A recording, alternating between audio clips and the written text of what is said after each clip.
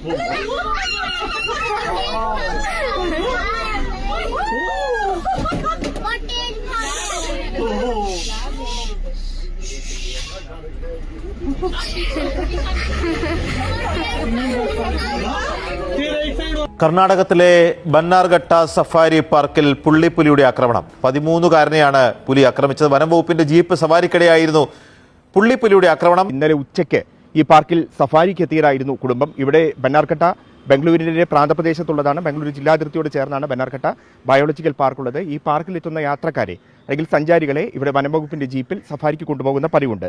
അങ്ങനെ പോയതായിരുന്നു ഈ കുടുംബം.